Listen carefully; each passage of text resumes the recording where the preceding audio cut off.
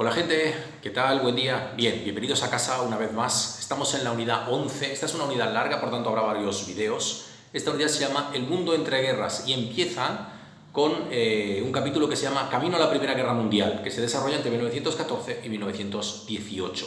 Bien, habíamos dicho que previamente al inicio de la guerra, una de las causas es precisamente la formación de dos grandes bloques, de dos grandes bloques de países. Por un lado tenemos la Triple Entente, que está formada por Gran Bretaña, Francia y el Imperio Ruso, y por otro lado tenemos la Triple Alianza formada por el Imperio Alemán, Italia y el Imperio Austrohúngaro, ¿sí? ¿Cuál era el problema? Si alguno de estos países individualmente entra en guerra, todo el bloque tiene que entrar a apoyarle. Por tanto, toda Europa entra en guerra, por tanto, toda Europa más sus colonias entran en guerra, ¿sí? Por eso se le llama Primera Guerra Mundial.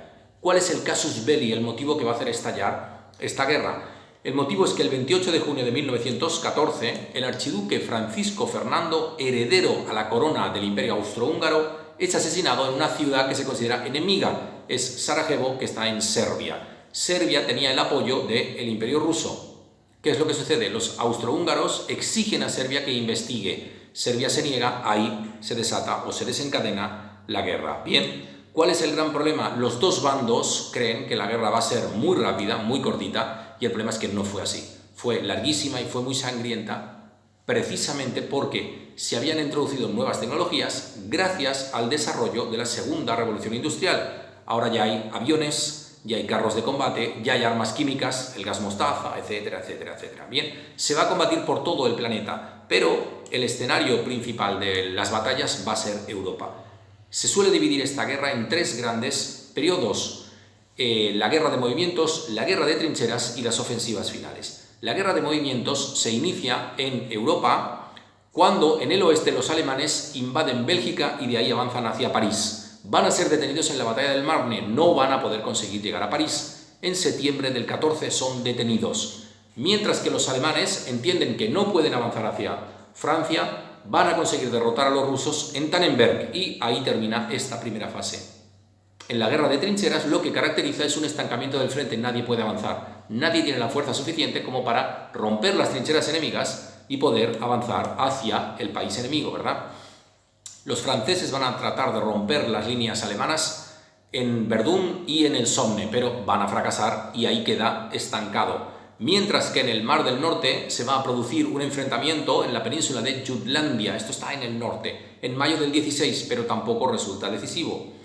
Y la guerra termina con las ofensivas finales. En abril del 17, Estados Unidos entra en guerra a favor de la Triple Entente y ahí la balanza queda totalmente desequilibrada en favor de la gente de la Triple Entente. Claro, ¿qué es lo que sucede? Que en 1917, aparte de esto, estalla la Revolución Rusa.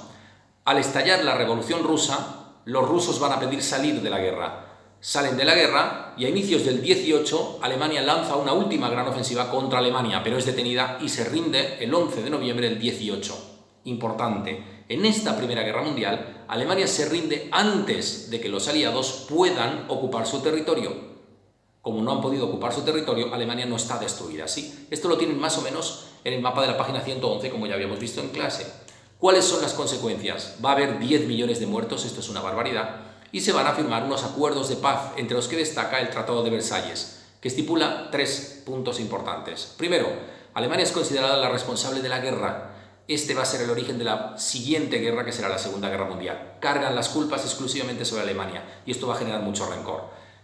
Alemania es considerada la responsable de la guerra, por tanto debe pagar indemnizaciones a Francia, le va a entregar dos territorios, Alsacia y Lorena, y a Gran Bretaña le va a entregar todas las colonias en África, ¿sí?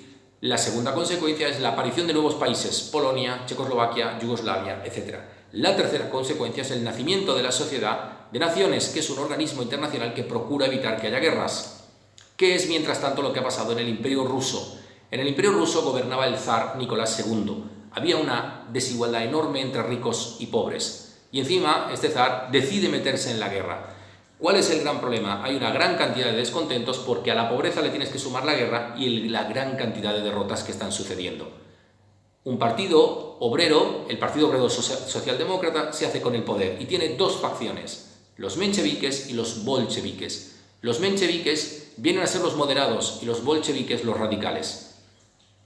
Los mencheviques, liderados por Kerensky, van a tomar el poder y lo que van a intentar es ganar la guerra. Siguen perdiendo en cualquier frente que se enfrentan con los alemanes, ¿sí? Se produce una guerra civil, van a ganar finalmente los bolcheviques dentro del Imperio ruso, ellos toman el poder, van a matar a toda la familia real rusa, al zar y compañía, ¿sí? Van a firmar un tratado de paz con los alemanes, el de Brest-Litovsk del año 18, se van a retirar de la guerra y una vez ahí los bolcheviques consiguen cimentar bien su autoridad y fundan la República Federal Socialista Soviética, que posteriormente será la Unión de Repúblicas Socialistas Soviéticas. Bien, hasta aquí el primer vídeo. Nos vemos. Chao, chao.